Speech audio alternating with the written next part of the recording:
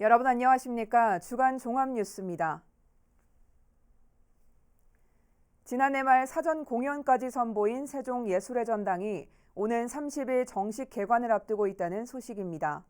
아울러 금강 보행교와 조치원 동서 연결도로가 개통되는 등 이달 중 세종시에서 대규모 사업의 개관 및 개통식이 잇따라 이어질 예정이라고 합니다. 자세한 소식을 김우순 기자가 취재했습니다. 지난해 5월 객석수 1071석 규모로 준공된 세종예술의 전당입니다. 준공 뒤 행복청으로부터 관리권을 인수한 세종시는 음향시설과 무대 조명 등을 설치하고 지난해 12월엔 세 차례 사전 공연을 열기도 했습니다. 사실 저도 오래 기다렸고요. 네, 그래서 굉장히 기쁘고 이곳에서 세종시의 어떤 그런 문화나 어떤 예술 그런 다양한 방면으로 많은 공연이 좀 열리고 그래서 정말 세종시가 문화예술면에서 정말 이름을 날릴 수 있는 그런 도시가 되었으면 좋겠습니다. 세종시 공연예술의 새로운 랜드마크가 될 예술의 전당이 오는 30일 개관식을 갖고 정식 운영에 들어갑니다. 당일 오후 4시 30분부터 열리는 개관식에 이어 저녁 6시부턴 코리안 심포니 오케스트라와 피아니스트 임동혁이 함께하는 기념 공연을 선보입니다. 입장권은 전석 무료이며 예매는 오는 11일 오전 10시부터 선착순으로 진행됩니다. 세종예술의 전당이 세종시의 얼굴이자 상징으로 국내 최고의 문화공간 중 하나가 될 수 있도록 노력을 하겠습니다. 정상급의 국내 공연을 기획 유치하고 중장기적으로는 국공립예술단지 공연을 정례화해서 세종시 수건 사업으로 꼽히는 조치원 동서 연결도로와 금강 보행교 조성 사업도 이달 중 잇따라 개통을 앞두고 있습니다. 먼저 지난 2017년 착공한 조치원 동서 연결도로가 약 5년 만인 오는 11일 개통될 예정으로 조치원 동서 지역 간 원활한 교통 흐름은 물론 지역 간 화합을 이끌어내는 상징적인 역할을 할 것으로 기대됩니다. 또 막바지 시설물 정비가 한창인 금강보행교도 이달 말 개통식을 갖고 시민들에게 선보일 예정에 있는 등 지역을 대표하는 관광명소로 거듭날 채비를 마쳤습니다. BTV 뉴스 김우순입니다. 앞에서 전해드린 것처럼 세종시 금강보행교가 착공한 지 약 4년 만에 개통을 눈앞에 두고 있습니다. 지역을 대표하는 랜드마크가 될 것이란 기대와 함께 투입된 예산만큼의 효과를 보지 못할 거란 우려의 시선이 교차하고 있는데요. 계속해서 김우순 기자가 전해드립니다. 3월 말 개통 예정인 금강보행교입니다. 최근 북부 출입로 부근에 전망대 설치가 완료되는 등 막바지 시설물 공사가 한창입니다. 개통을 앞두고 있는 금강보행교는 환상형 도시구조의 세종시를 형상화했으며 국내 최초로 원형과 복층을 결합한 구조의 교량으로 기록될 전망입니다. 한글 반포년도인 1446년을 기념해 교량 한 바퀴가 1446m 길이로 건설됐으며 다리 상부는 도보, 하부는 자전거 전용입니다. 이 사업에 투입된 예산만 1,053억 원에 이릅니다. 개통을 앞두고 최근엔 한국관광공사가 선정하는 강소형 잠재 관광지에 이름을 올리는 등 지역을 대표하는 관광명소가 될 거란 전망이 나옵니다. 타시도의 그 관광객들이 와서 이곳에 머물면서 지역경제 활성화 효과 또는 랜드마크라는 부분으로 각인될 수 있는 뭐 이런 기대감들이.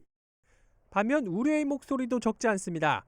금강의 수위가 낮아 보행교로서의 매력이 떨어질 뿐만 아니라 최근 전국의 여러 지자체에서 출렁다리나 스카이워크와 같은 특색 있는 교량을 잇따라 설치하고 있어 금강 보행교만의 특화된 프로그램이 반드시 필요하다는 지적입니다.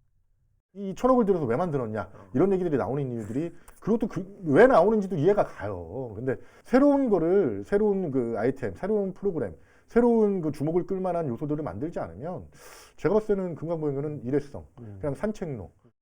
지역 시민들 사이에서도 금강 보행교가 세종시를 대표하는 랜드마크가 될 거란 기대부터 투입된 예산 대비 효과가 미흡할 거란 우려의 목소리가 엇갈리고 있는 상황입니다.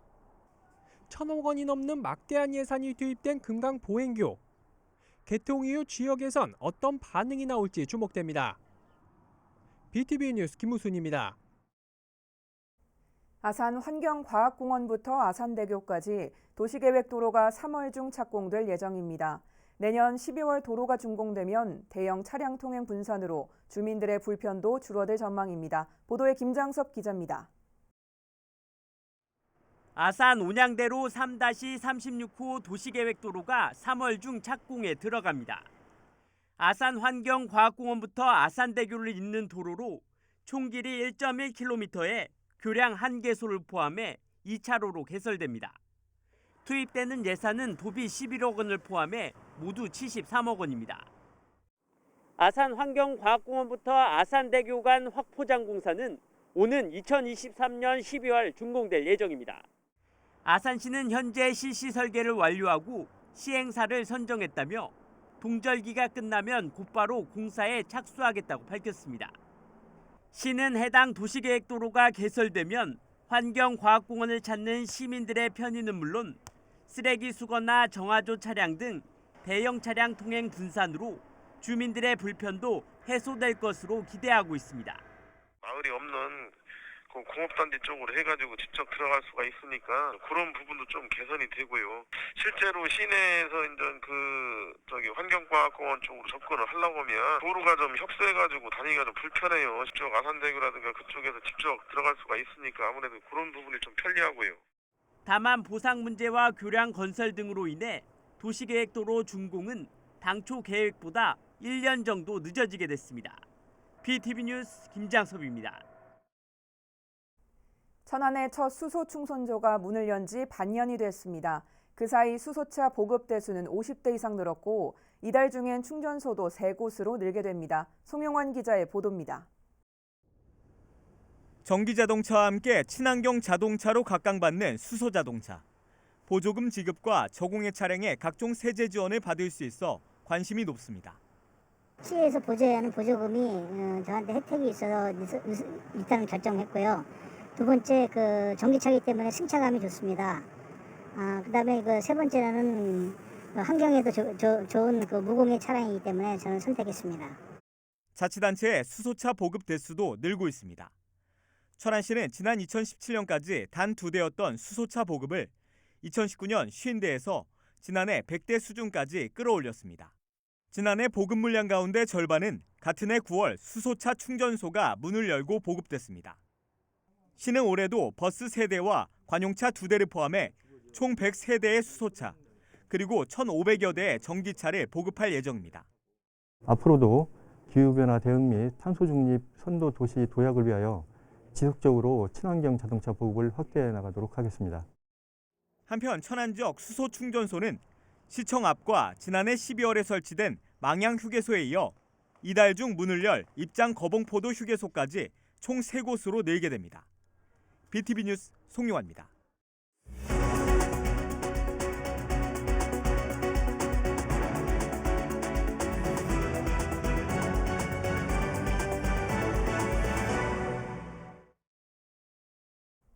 지난주에는 민주당 이재명 후보, 정의당 심상정 후보의 천안 아산 방문 소식 전해드렸는데요.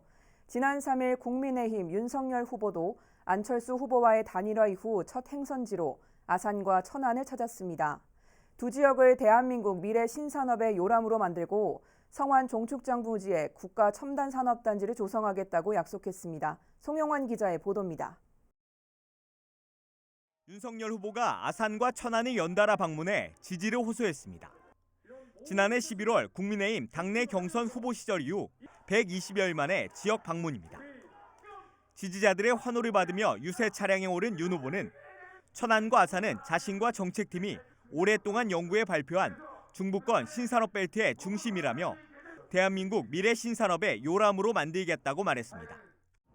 이 천안과 아산 지역을 대한민국 미래 신산업의 요람으로 만들고 R&D의 중심으로 만들겠습니다, 여러분. 이 지역의 대학과 연계해서 이 지역이 몰라보게 더욱더 발전할 것입니다, 여러분. 문재인 대통령의 공약 사업이었지만 추진되지 않았던 동서횡단철도를 완공하고 전남 한평으로 이전하는 성완 종축장 부지에 국가 첨단 산업단지를 조성하겠다는 공약도 내걸었습니다. 서산, 아산 천안에서 충북을 거쳐 경북 울진으로 이어지는 동서 철도 완공해서 사통팔달의 교통 요지로 만들고 과거에 성안 목장이 있던 이 종축장 부지에 국가 첨단 산업단지와 뉴타운을 조성하겠습니다. 이어 이번 대선은 국민의힘과 민주당의 대결이 아닌 대한민국 국민의 상식과 무능하고 부패한 세력의 대결이라며 운동권 출신들의 농단을 좌시할 수 있겠느냐고 목소리를 높였습니다. 한편 윤 후보는 당초 이날 오전 현충사를 찾을 예정이었지만 국민의당 안철수 후보와의 단일화 발표로 현충사 참배 일정은 취소했습니다. BTV 뉴스 송용환입니다. 오는 6월 충청남도 교육감 선거에 나설 중도 보수 후보 6명이 단일화에 합의했습니다. 여론조사를 통해 다음 달 18일 전후로 후보를 결정할 계획입니다. 보도에 김장섭 기자입니다. 오는 6월 충청남도 교육감 선거에 출마 의사를 밝힌 중도 보수 후보 6명이 후보 단일화에 합의했습니다. 참여 후보는 강동복 전 충남도의원과 명노희 전 충남도의회 교육위원, 박하식 전 충남 삼성고 교장, 이병학 전 충남도 교육위원, 조삼래 공주대 명예교수, 조영종 전 오성고 교장 등입니다. 충남교육혁신포럼은 여론조사를 통해 다음 달 18일 전후로 단일 후보를 결정할 계획입니다. 여론조사는 공정성과 신뢰도를 높이기 위해 3개 기관에서 각 1,000명씩 모두 3,000명을 표본으로 실시되며 득표율 평균을 산정하기로 했습니다.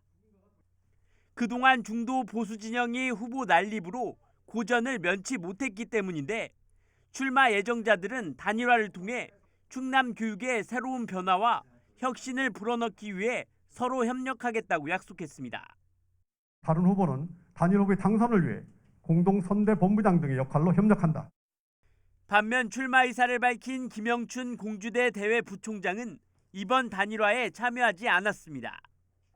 진보로 분류되는 김지철 충남교육감의 3선 도전이 확실시되고 있는 가운데 중도 보수의 단일화 협약으로 충남교육감 선거의 접전이 예고되고 있습니다. BTV 뉴스 김장섭입니다. 한편 세종시 교육감 선거에서는 공직선거법과 청탁금지법 위반 혐의로 검찰에 송치된 최교진 교육감의 3선 도전 여부를 두고 공개적으로 불출마를 요구하는 목소리가 나왔습니다. 최 교육감 측은 공식 대응을 자제하고 있지만 지방선거가 다가올수록 이런 요구는 더 거세질 전망입니다. 김우순 기자의 보도입니다. 사진숙 세종교육감 예비후보가 최교진 교육감의 불출마를 강력 촉구하고 나섰습니다.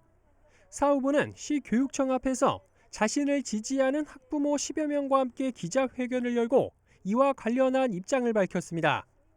그는 교육청 수장인 최교진 교육감이 피감기관인 시의회 의장에게 금품과 양주를 제공해 경찰 조사를 통해 혐의가 있음이 밝혀져 공직선거법과 청탁금지법 위반 혐의로 검찰의 기소 의견으로 송치된 상황이라며 이는 교육자의 한 사람으로서 도저히 용납할 수 없는 일이라고 맹비난했습니다.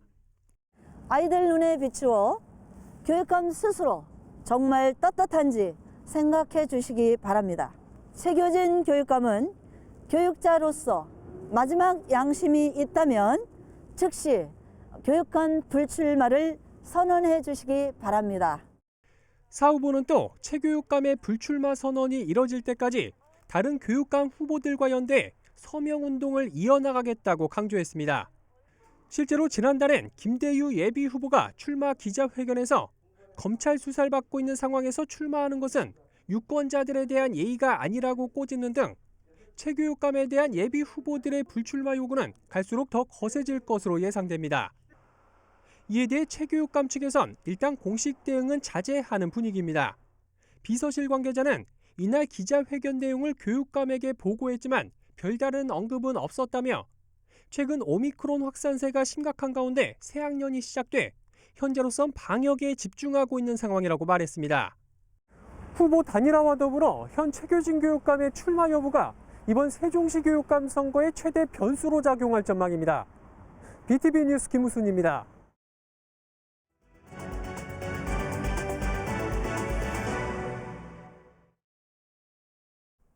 아산시가 원도심 지역 주상 복합 건축물 용적률을 대폭 감축하기로 하면서 논란이 일었는데요. 결국 원도심 재개발과 지역 경제 활성화에 악영향을 끼칠 수 있다는 우려에 따라 아산시가 용적률을 현행대로 적용하기로 했습니다. 보도에 김장섭 기자입니다. 아산시가 입법 예고한 도시계획 조례 일부 개정안입니다. 아산 내 상업지역에서 주상복합 건축물을 신축할 경우 기반시설 부족 등 난개발을 막기 위해 용적률을 낮추겠다는 내용을 골자로 하고 있습니다. 이에 따라 중심 상업지역과 일반 상업지역, 근린 상업지역의 용적률이 각각 700, 600, 400% 이하로 제한됩니다. 다만 공공기여와 주차장, 공개공지 확보 등에 따라 용적률을 최대 500%까지 추가해 주기로 했습니다. 용적률이란 땅 면적에 대한 건축물의 연면적 비율로 높을수록 건축물을 더 높게 지을 수 있습니다. 문제는 용적률이 낮아지면서 사업성 저하로 원도심 재개발에 악영향을 끼칠 수 있다는 것. 현재 온양 원도심에서 여러 건의 주상복합 아파트 건설이 추진되고 있는 가운데 재개발 붐에 찬물을 끼얹을 수 있다는 겁니다. 이 같은 우려의 목소리가 나오면서 아산시가 용적률을 기존대로 유지하기로 했습니다. 아산시는 개정안이 일반 상업지역에서의 고밀도 주상복합 건물 개발로 인한 도로와 주차장 등 도시기반 시설 과부하를 해소하기 위한 조치였지만 의견 수렴 등 검토 결과 온양 원도심 노후지역에 대한 재개발과 지역 경제 활성화에 도움이 되지 않는다는 판단에 따라 재검토하기로 했다고 밝혔습니다. 주상복합 건설로 인해 우려되는 부족한 기반 시설에 대해서는 사업 시행자와의 협의를 통해 계획적인 개발을 유도할 계획입니다. 결국 원도심 재개발 위축 우려에 따라 아산시가 용적률을 사실상 현행대로 유지하기로 하면서 논란도 일단락될 전망입니다. BTV 뉴스 김장섭입니다. 한편 지난 2020년 정부의 공사 중단 장기방치 건축물 정비사업 대상지로 선정된 아산 모종동의 한 근린생활시설의 정비 계획이 답보 상태에 머물고 있습니다. 토지주와 건축주의 권리관계가 해결되지 않으면서 정비에도 빨간불이 켜졌습니다. 계속해서 김장섭 기자가 보도합니다. 지난 2020년 9월 정부의 공사 중단 장기방치 건축물 정비사업 대상지로 선정된 아산의 한 건물. 국토부와 아산시는 해당 건물을 도시재생 인정사업과 연계해 주민의 거점 공간인 생활형 SOC 시설 등으로 변경하는 것을 검토할 계획이었습니다. 하지만 1년 6개월째 정비 계획은 답보 상태입니다.